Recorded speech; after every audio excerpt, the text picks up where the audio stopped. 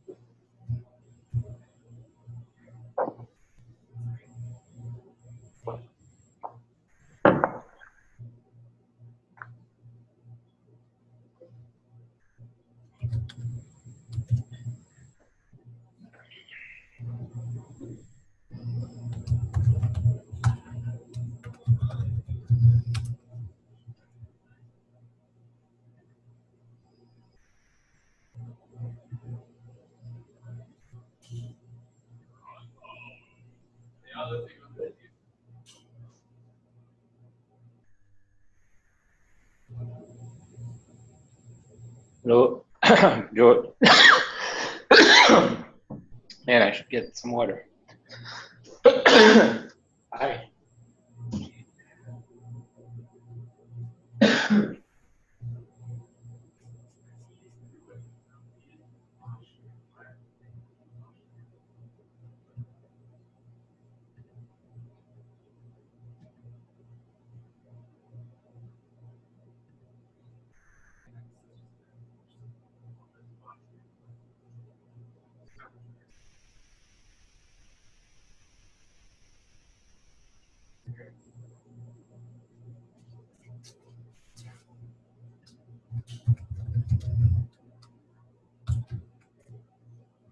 All right.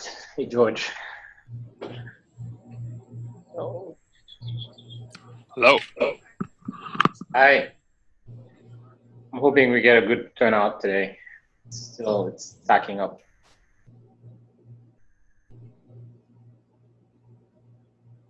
What was the first item?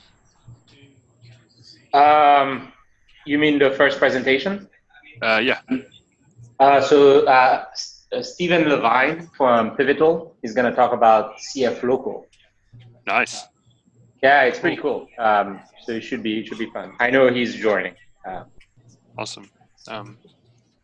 Another Garden team is unhappy with CF Local because it's using Docker and not Garden.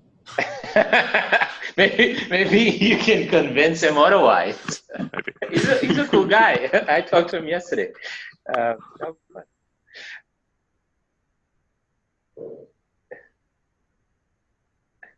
Maybe you can use both, right? That could be a good one. Right, and then compare them. And Garden is obviously faster, so. That's what I like to. Zoom.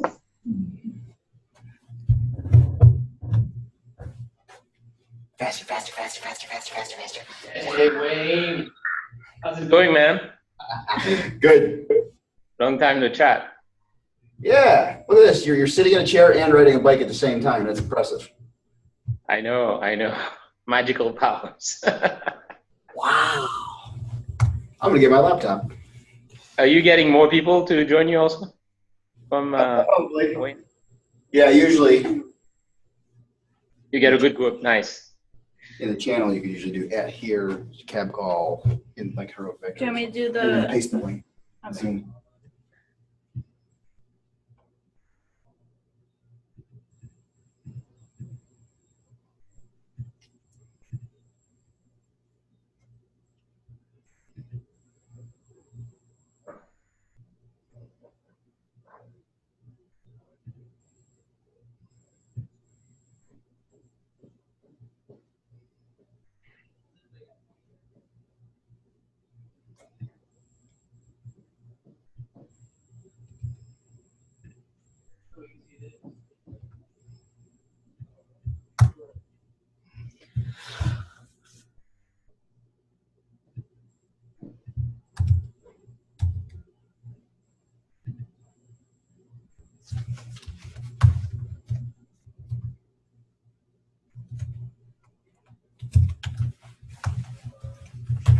CF Loco.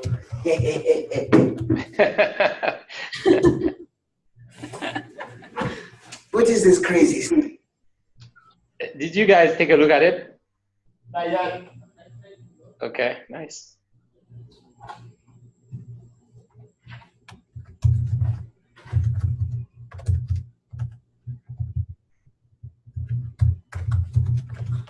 Hey man, it's all about developer productivity.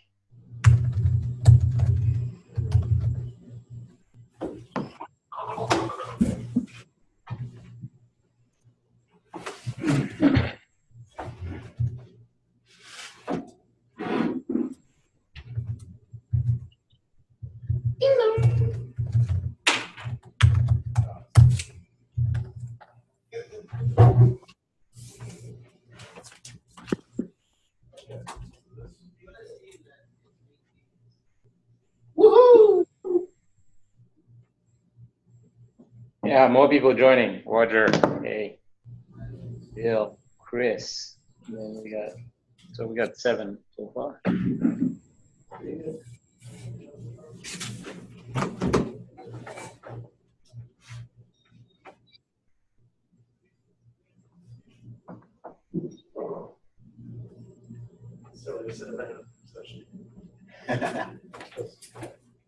And then Chris walks. He walked right through.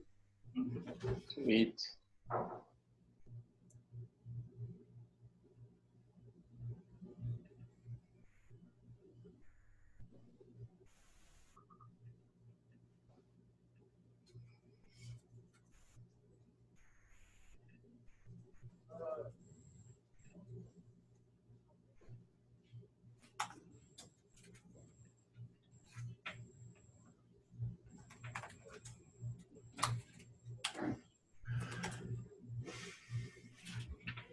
CF Loco.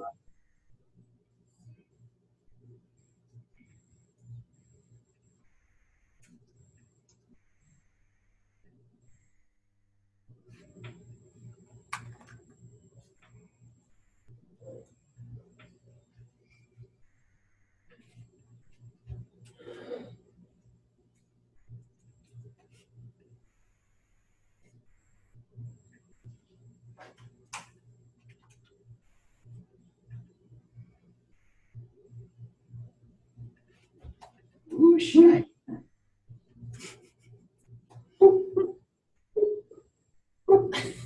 Got an echo.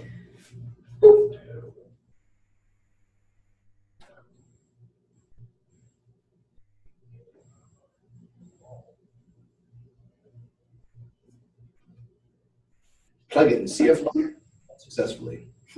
Yes. I'm not loco.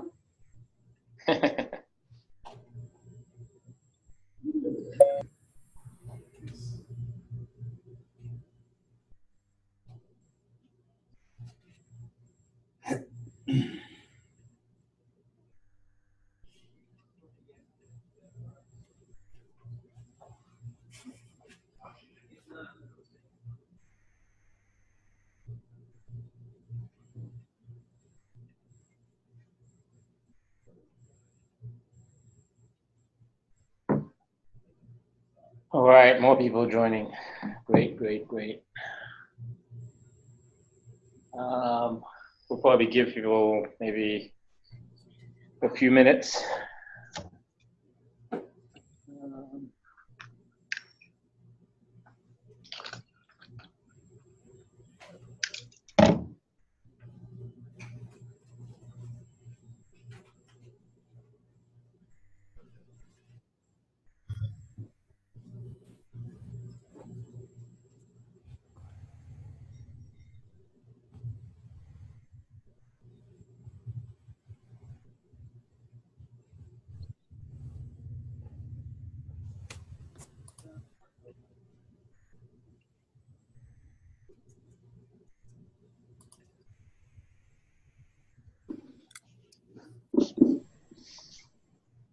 All right, welcome everybody. We'll just wait maybe a let's say 2 more minutes. I have 8 o'clock with 35 seconds. So it's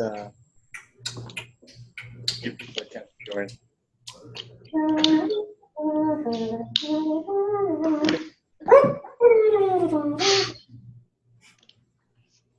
You might have to pay royalties on this too. You can send checks too.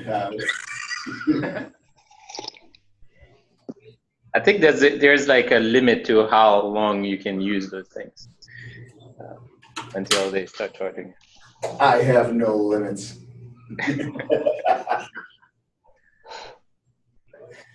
Wait, all right, what? I just pinged Stephen, and he's going to be joining. I'm here. All right, excellent. Thank you, Stephen. And then Dimitri will also be joining. Hey, Danny. Actually, Danny, since you attend these things, you can probably give an update for Bosch instead of DK. I don't think I'm prepared for that. You know, well, maybe not today. He's actually told me he's going to join today. So, people, Danny is a member of the Bosch team. Hello. Very, very frequently answering questions. Yeah, on Slack and also on GitHub issues and PRs. So appreciate that.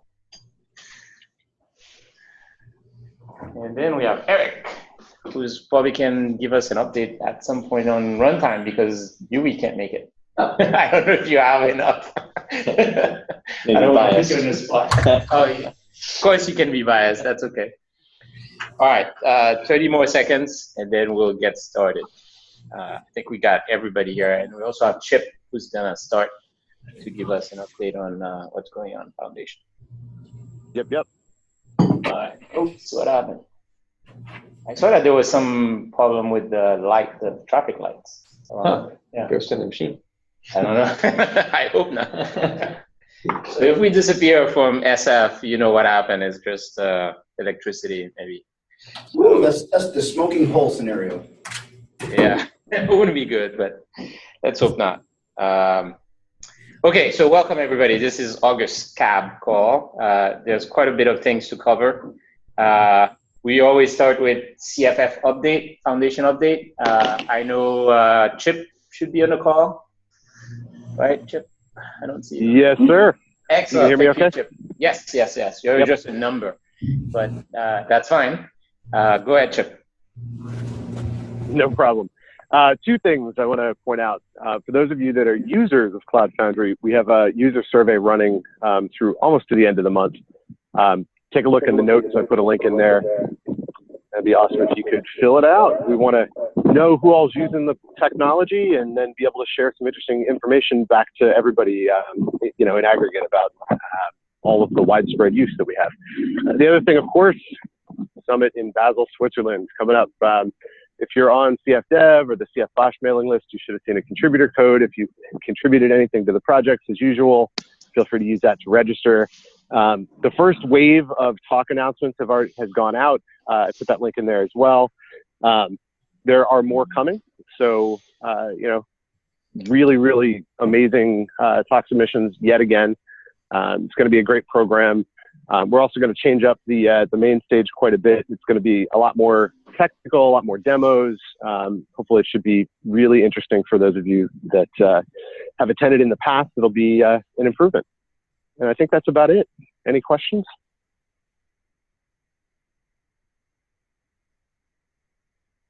Cool. Do you know what the event is going to be in Basel? I guess I'm kind of curious because I've been to Basel a few times. What, the after hours event? Yeah. Because there's a No, I place don't. called the Three Kings Hotel, which is really amazing and very old, and they have a great bar. So I don't know. I guess I'm seeding ideas in your mind. Last I heard, it was something about a Jello, large amounts of Jello. Oh, okay, that's interesting. I never had that in Basel. Anyway, all right, okay, Chip. Any questions for Chip? Any more comments? All right, hopefully we see everybody in Basel. The other thing we want to cover are sort of project highlights, the core PMCs. Yui can't make it, so let's cover Bosch first because Dimitri is here and he has a conflict. So DK, give us any highlight you want to mention for Bosch. I know there's a DNS thingy going on. Hey. Yeah, we can hear you. So, yeah, we've just recently shipped Bosch 263. I've yet to fill in the release notes, but we've gotten one of the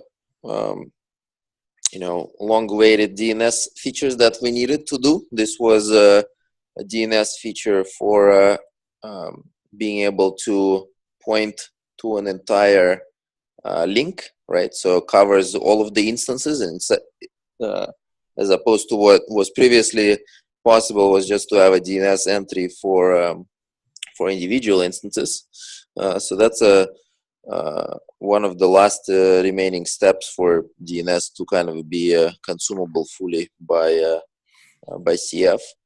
Our next steps for DNS would be to automatically insert the domain names into the certificates that are generated automatically by CredHub. So that would be some upcoming work in Bosch as well. Aside from that, we've continued to work on Director having ability to run collocated errands. So that's not something that I think is yet documented. Again, working on that right now. But now with 263, you should be able to place an errand onto any existing service lifecycle instance, and should be able to run that errand without having to pay the cost for spinning up and spinning down the machine. And of course, this kind of a functionality is meant to support. Maybe your errand can trigger some kind of a API call, or maybe it can write down some debug information to the log files, or do something else like promote a master from slave or something like that, right? So it's hopefully opens up a few use cases that were impossible before, and should be a lot faster. Now, of course, the previous errand functionality is still available, where it's still lifecycle errand machines. It will continue to be available. For upcoming features, we have some functionality that we call internally hot swap over here. This is to allow to quickly migrate from one machine to another while doing a stem cell update or just a recreate. So this is each instance may potentially have a second VM during the update scenario, such that the downtime window for a service to when it stopped and then when it started on the new machine is smaller. And hopefully that could also improve some of the speed of the deploys, because we would be able to create some bulk VMs up front, and of course we can do a deletion later. So that's something that we're planning to kind of start working on, quite soon. Yeah, that's pretty much it. I don't really think there is any other kind of major pieces, but yeah. All right, cool, DK. Any question for Dimitri on Bosch or everything you just said? We love you, man.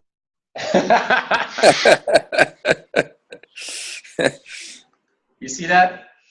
And I didn't have anything to do with it, man. Excellent. All right, so go to your order meeting. Appreciate it. I got a little tear rolling down my cheek. Oh, take a picture quickly. Screenshot. Oh. All right, thank you, DK. So as I mentioned, Yui couldn't make it, but Eric is here. So Eric can give us an update on what he thinks is going on in runtime. Yeah, sure. I'll try to cover a few things that I'm aware of. I think one thing that's happened in the last month is that CAPI has declared the v3 CC API generally available. And I know the CLI is starting to build new commands or convert existing commands on top of that API. So that's pretty exciting. One thing that we're doing on Diego is starting to work with CAPI to support rolling app updates. So we've been doing some spiking and exploration on the Diego side about what APIs we would want to introduce to support that, to take as much of the burden as possible off of Cloud Controller in terms of managing the instance by instance details of a rolling update through apps. So that's pretty exciting. That should be fun work for the Diego team for sure. See some other runtime folks on the line too, if they want to chime in about things that they know are going on of particular interest to the community. I see Stephen there. I know we've been approaching the completion of multi-build pack support. Stephen, I don't know if you had any updates to broadcast there. So the latest CAPI release, I believe, has full support for multi-build packs in the v3 API. There's no way to use the CF CLI to push an app and specify multiple build packs, but you can do it, in JSON. CF CLI work is, I think, on the way. I have to talk to that team, but I think it's going well from what I hear. The build packs are mostly converted to work with each other. I think Java is the remaining one that still needs to be converted so it can communicate with other build packs, so you can use it along with other build packs. That's about it. Thank you, Stephen. And I want to thank the anonymous Wolverine that's keeping me. That's fantastic. Thank you. All right. Remember, you can post questions on the CAP call if you can't speak or you want to, like just have a record of it. And we can address it now or later, depending on what the question is. Okay, so I guess this is it for runtime. Eric usually stays, so if you have more questions later on, you can ask him. And Stephen will be presenting, so you can definitely ask him also. So for extensions, because today's call is going to be covering pretty much two things of extensions, let me just mention one thing and then we'll just get to the presentation, is that the BBR, and I think Therese is here, got accepted. It's an incubating project now. I would highly suggest you to take a look at it. It's called Bosch Backup and Restore, and it allows you to back up your entire Cloud Foundry and also restore it. So it's pretty cool. Give it a I guess a try if you have never seen it. I don't know, Therese, do you want to add anything to this? We have a Slack channel, so come visit us there. And we're also working to change the way Cloud Foundry is backed up so that each of the releases in Cloud Foundry that has data writes their own backup and restore scripts. And that enables some improvement. Does it still stop the world, so to speak, for everything, or can it support backing up for real databases like PostgreSQL, for example, where you can do a backup without having to take everything down? Well, for consistency, for example, you have to stop the CCDB from mutating while you're taking a backup of other databases. So there is a requirement for downtime, but I know those teams are working hard to minimize that downtime, looking at things like a read-only mode.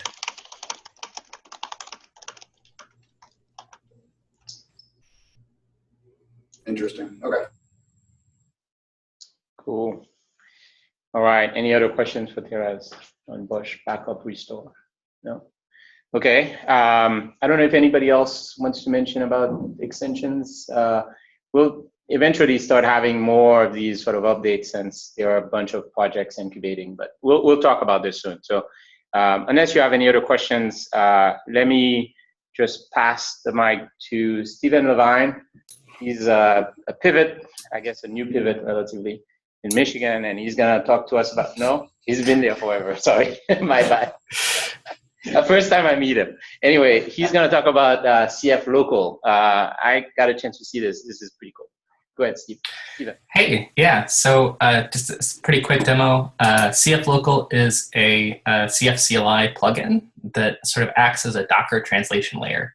So it can take applications in CF and pull them down and run them locally in Docker. It can push applications that you've built locally or whatever back up to Cloud Foundry as a droplet, and it can stage applications locally too. So let me share my screen and I'll run through a quick demo.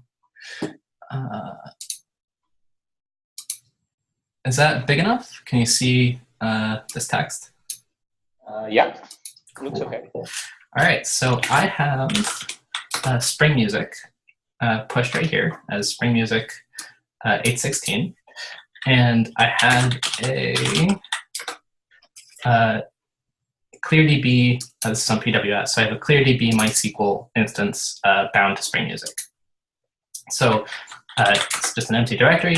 I'm going to use cflocal to download this application. Oh, also, before I do that, if you look at the environment for Spring Music, you can see that I just have one extra environment variable set. Sorry, cflocal test true. So then I'm going to pull Spring Music down.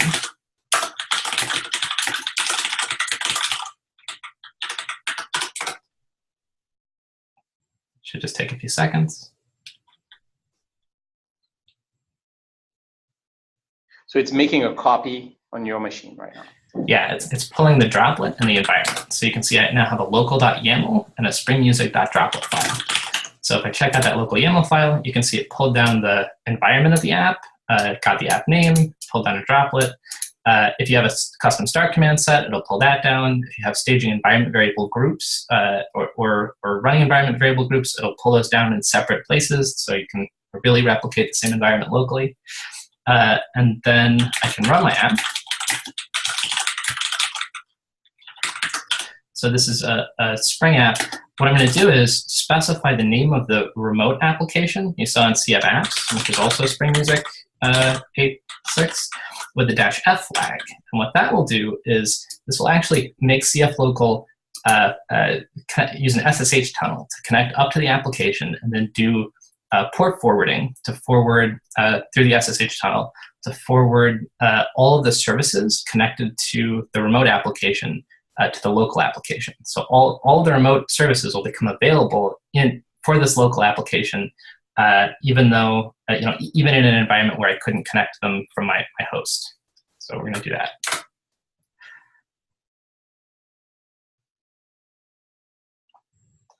This should just take a second again too. So you can see now it's running on a local port, and there's the Spring Music output, and you can see it's forwarding that MySQL instance right there, forwarding ClearDB. And there's your Spring app starting locally. So if I go over here and check out my local Docker daemon, you see I have this container running. And you can see it's forwarding a port to localhost from 8080 in the container. I can jump into that container and debug if I want to. And you can see I have my Java build pack app running in there, and I have this SSH tunnel going up to the remote application and forwarding local services. And even if I take a look at the environment inside of the app, you can see that my VCAP services has been rewritten to use the SSH tunnel instead of the remote SSH tunnel. And there's a lot of logic about rewriting every possible kind of VCAP services to point back into the local tunnel. And so if I go back here, you see the applications running. I'm going to switch screens. Give me 1 second to a browser so I can show you Spring Music running locally and remotely. First, I'm going to copy the local port number here. And let me see if I can figure out how to reshare.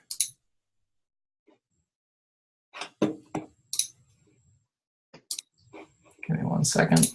All right, and do you see Spring Music there? Yep. Cool. So you can see this is Spring Music running on PWS. And then over here, I'm going to access Spring Music running in my local Docker container. And you can see it's actually talking to the same database. If I add, if I change rumors here to rumors changed, and then I look at my local app and refresh, changed over there too. So I have a local app and a remote app talking to the same database. And that's most of what I wanted to demo. I think some other features CF Local has is it can watch a local directory that it can use Docker volume mounting to mount the app directory in the container locally, and then watch that directory. So as you change things, they'll constantly reload. And so you can use that to iterate really quickly. I couldn't come up with a demo that showed that great, so I just figured I'd talk about it. This is the GitHub page. It has the ability to push apps too, so you can stage an application locally and replace your Cloud Foundry droplet with a droplet. And this all uses the V2 API, so it works against it should work against PWS or Bluemix or whatever, work against fairly old foundations. It'll have V3 support soon too. And that is basically it. You can export applications you staged locally as a Docker image if you want to, and run them in Kubernetes or wherever you want. So it sort of acts as a translation layer in that respect too. And that's basically all I got. So for all the minutes and hours that you are saving CF developers, we should send you beer. Is that the idea? Well, I don't know. We'll see if it's useful. I'll invite you. All right. Cool. Any questions for Stephen? It's already immediately obvious that this is actually useful, so you pass. Good. Hopefully. Other people? George, you want to mention your point? No? Jules? No? All right. This is fantastic, Stephen. So Stephen submitted it as a, I guess he's submitting it as an extension. So it will be moving to, I guess, incubation if it goes through. He wants to move it fast when I talk to him. So if you have feedback, look for that. I got one question. What's on the roadmap for this? Is there any upcoming, any even more interesting things? Looks great so far. Yeah, so the next interesting thing is a use case I've identified talking to a lot of Spring people is being able to do local development on one microservice of a large microservice cluster that you couldn't run entirely locally. So it does the service forwarding thing now where the app can connect to remote services, but no apps running in the platform can connect to it. So the next feature is, and it's actually mostly done already, it will let you it'll push an application automatically that doesn't have anything running but an SSH tunnel from port 8080 back to the local app. So you can sort of have a shim app running in Cloud Foundry that's secretly all forwarding traffic back and forth between your local Docker and the remote application. Something I didn't mention is this also works with a remote Docker daemon. There's nothing special about the fact that my Docker is running locally, so I can sort of use it. If I can't even run Docker locally, I can use it against the AWS instance or whatever, and all that same service forwarding logic works, including the new stuff that'll come up the next release. Are you planning to do any kind of interesting integration with maybe forward some packets through container networking such that this application instance can talk to other ones directly? Yeah, so I think that'll be pretty easy because once it can push an application that can be configured to do container networking, or can configure that application to do that, it'll be able to integrate the same way by forwarding ports, whatever ports that need to talk to whatever applications from Cloud Foundry back to the local instance. I see. Cool. Yeah, I second that. All right, any other questions for Stephen? He has another meeting. Okay, he's active on Slack, so ping him on Slack and look for the proposal. Thank you, Stephen. Thanks, everybody. All right, cheers. There was also a question for DK before he ups off that was in the Slack channel. Yeah, let's take it, and then I'll set up. You have to unshare your screen.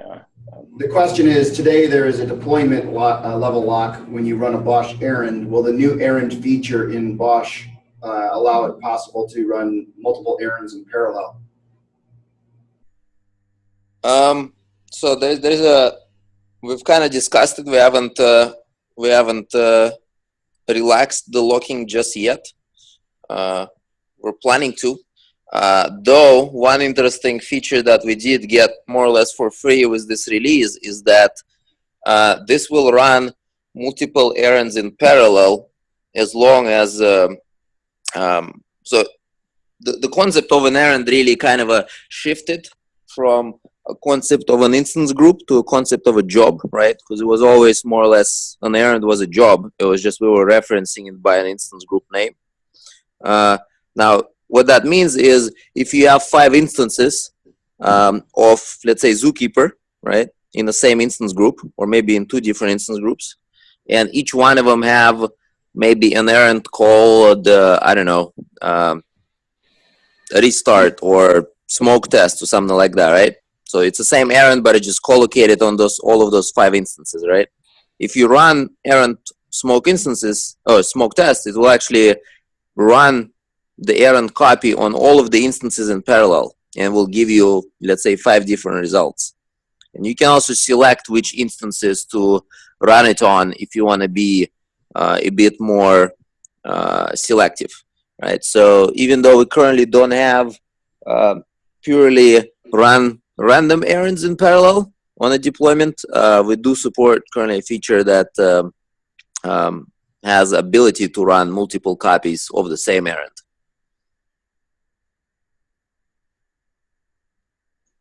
Sweet, thank you, DK. Let's see if there are any other last question. Any follow-up for Dimitri?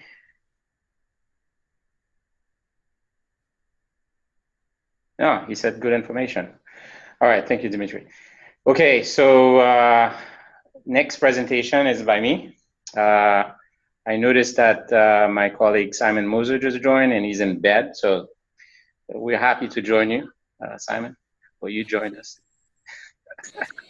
I'm not in bed. Okay, so you're something. Anyway, all right, so let me share my screen and then we'll get started.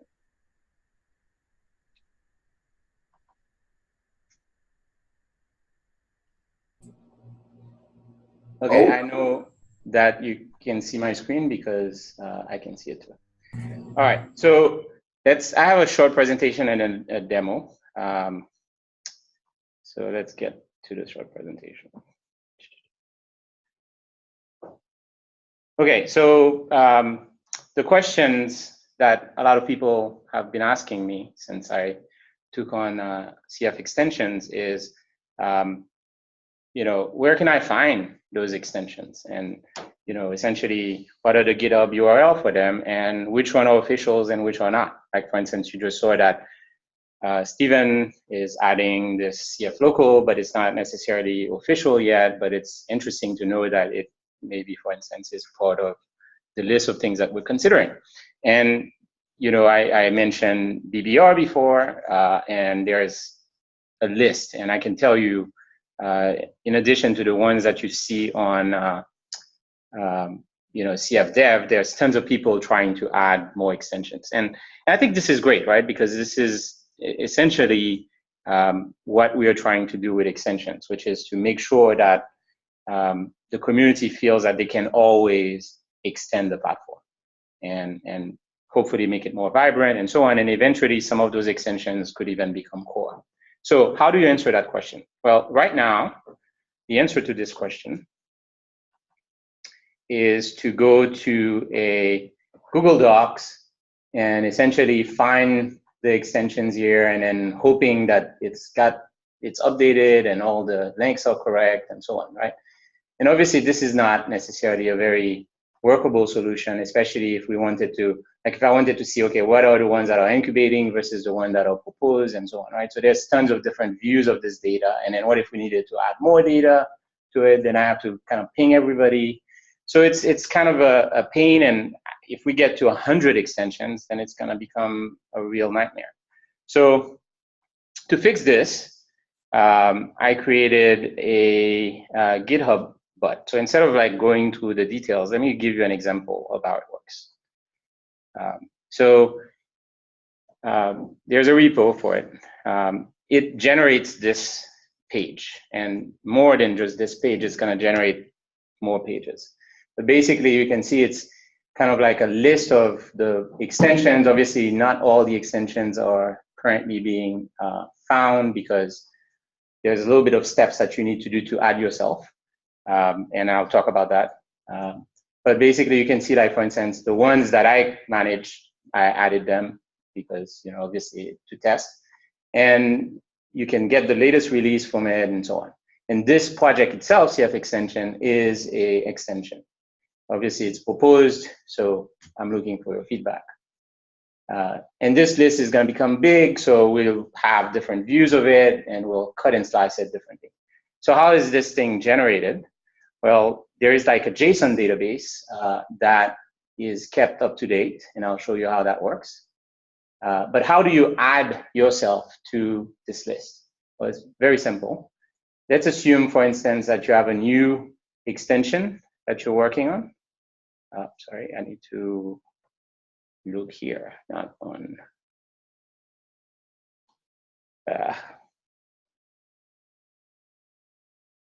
Okay, so let's say, for instance, you have an extension called test, and you wanted to add it to the list of official extension because you're going to propose it and so on. You have to do one thing, well, really two, but the first thing you do is you say, you add a topic called CF extensions. And that's it. So once you do that, eventually I have a bot that will run periodically. I'm just going to run it manually here. And when it runs, it discovers all projects that have CF extensions. Now, not all projects in all organizations, to a certain list of organizations that we will just curate. I'm thinking, you know, incubator, community, Cloud Foundry, as well as all the different member companies. And then once you do that, it will automatically discover that there's an extension. And because this project is not a tracked extension yet, what it does is it submits an issue to you, right? Well, should have submitted an issue soon. I guess I already had an issue, so it noticed that I had an issue, so that's why I didn't resubmit it. And that in that issue, you have to do one thing, which is to add yourself a metadata file that contains this information. So basically, owner, company, contact email, description, your tracker URL, your proposal URL eventually, and then the date that you're proposing. Once you do that, so I'm going to go ahead to test. So I'm going to close this issue and add that file.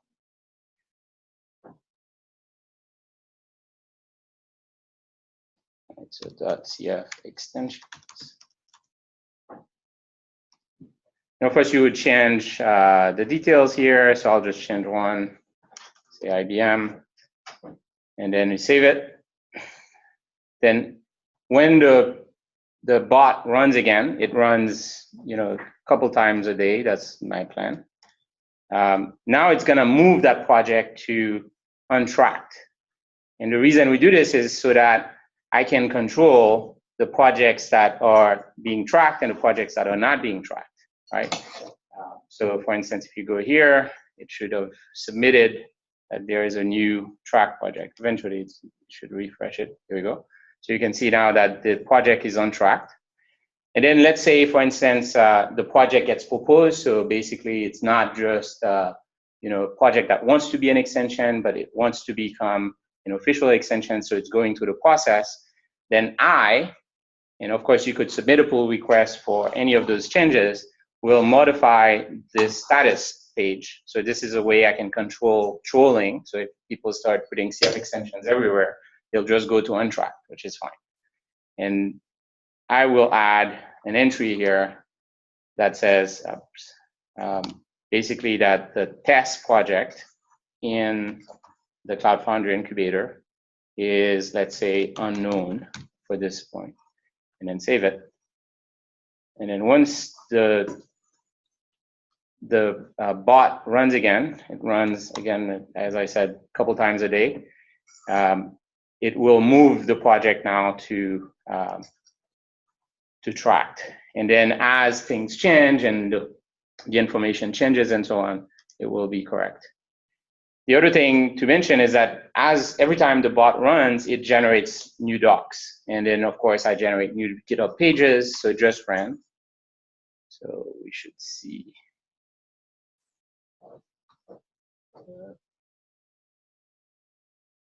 All right, live demos. Let's see. Something go wrong. Yeah, it should have been.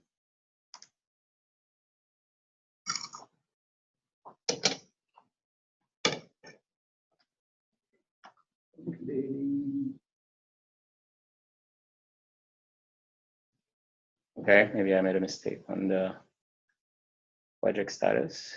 Let's see, test.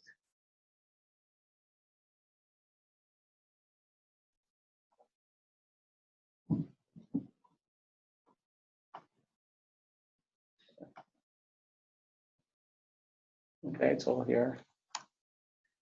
Maybe GitHub, I found that it takes a little bit of time between the API and actual changes. So let's see if by running it again, I find this.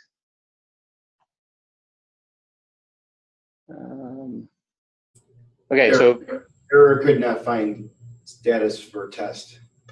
Oh, I see what happened. It's because I created this file in the wrong place. All right, my bad.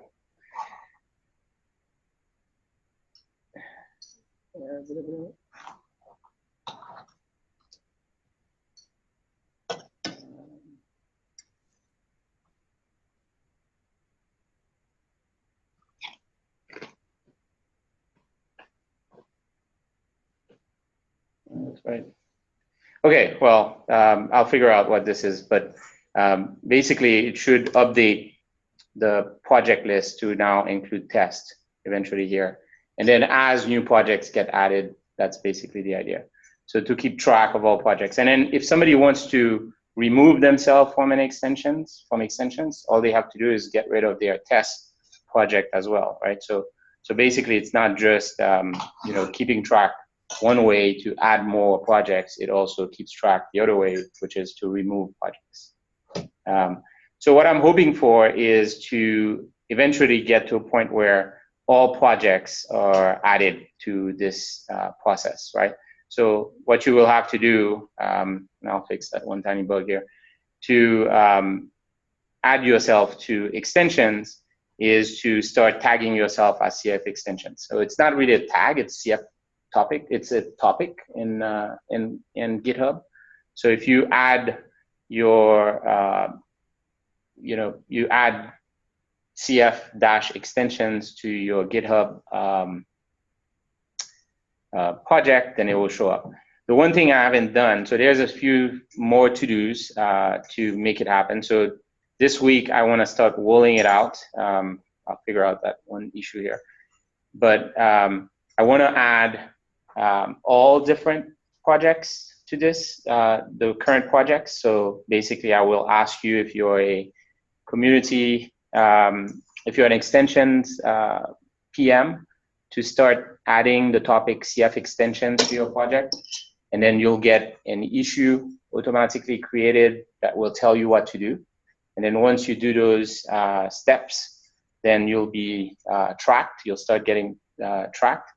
I have a series of to-dos that I want to do, which is to essentially give you a better view. So currently, if you remember, the view that you're seeing is the view from,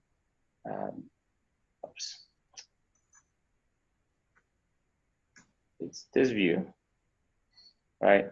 But I want to also give you views like, for instance, show me all incubating projects versus projects that are proposed versus projects that are retracted and so on. So different views like that. I also want to add a little bit more detail on the projects. For instance, there are projects that are pair, that follow the pair commit model, and then there are projects that follow the distributed commit. We could do that. Because I have access to the GitHub project and the API, there's tons of other things I can do. So like, for instance, here I'm showing like watchers and stars and forks so that you can get an idea of which extension is more popular or which extension is maybe in active development. So in other words, give you a view of all of the extensions in a way that is useful to you. So what I'm looking for, folks, if you're interested in this, so first is if you're an extension PM, tag yourself. And if you are interested in this, we welcome PRs. The project itself is an extension, but it's being proposed and it's distributed commit. So if you submit commits, that PRs, that would be nice. I have a blog post that will be pushed soon that discusses the bot, and that's a summary of what happens, right? So basically, when it runs, it finds all projects with the CF extensions, and then it looks to see if you have a CF extensions JSON file in your project. If you don't have that, then it submits, it adds you to the untracked and then submits an issue, only if you don't have an issue. Obviously, if you have an issue, it doesn't keep adding more issues. And then once it runs and notice that you have tagged yourself and that you have a file, then it starts looking to see if it should track you or not. And it checks whether or not you're a status, and then it generates all those documentation files. So it's pretty straightforward, not too hard. It's written in Go. And I look forward to any feedback. So let's stop here and see if you have any questions. Hi. Hey. I was just wondering, in the Google Doc you showed in the very beginning, yeah, the Google Doc with that listed all the projects. There's a section which is owner company, and I was just wondering if this is a foundation term or just a convention. I guess it's an interesting thing. Maybe I could change it to proposed company, or the company that proposed it, or something like this. The only reason I wanted this is to get a feel for where that project came from. So maybe like instigating company, something like that. So you're right. The owner is probably the wrong term. I'll fix that. But that's for what it's worth. I think I'd be much happier if it reflected like the composition of the team as opposed to like one company. Like Garden wasn't proposed by. I mean, I guess Garden's been there since the start of Diego. But I certainly don't feel that there's any company that owns it for all time, right? We've got a lot of companies on it. Yeah, no, that's fair. That's fair. Actually, maybe what I'll do is I'll modify that. But I think getting an idea of the team distribution, which is not hard for me to do, because again, by scraping stuff from GitHub, I actually have access to all of your commits. And I mean, obviously your project has to be public, right? If it's not public, nothing works. But if it's public, I can access, like, for instance, this year, what are the commits? And then just like GitHub shows these graphs, the distribution graph, I can do all of that, right? So in time, as people ask for these things, we could add it. And part of the idea is to have a central location and then give enough information about the projects to help people make decisions. So thanks for that feedback, George and Jules. Okay, any other question? I saw somebody posted something. Maybe a chat. Is that right? Roger suggests that perhaps you can just call the field from. Yeah, that's fair. Yeah, we can do that. Cool. Any other comments? Hi, this is Brahma Golevsky from the Cloud.gov team in 18F. One of the things we struggle with a lot is gathering metadata about extensions for what. So Brett, you're breaking. Sorry about policy that. And how So Brett, if you don't mind, could you like cut and paste, type your type your question, because I think. Well, see, the thing is, he's on a government network right now. Yeah. By the way, the test just showed. It's just that GitHub took a while, right? So you can see it's showing now. It just took a while for the data that I committed from the data that gets returned from the API. So I don't have a bug. It's just I knew I tested it before. Anyways. And actually, that's a good point. Sometimes GitHub crashes, which is interesting because then the bug fails and you're like, what's going on? Anyways, Brett, do you mind typing your question? Because the whole time you were talking, you were breaking. Nobody could understand anything what you're saying. And I apologize for that. But if you type it, we will read it and hopefully you can hear the answer. So let's give Brett a second. Any other questions, comments? Brett suggested that he would like to see the security policies and scanning status of extensions. It's hard to collect that information as a consumer, and risk management people are interested in that for compliance.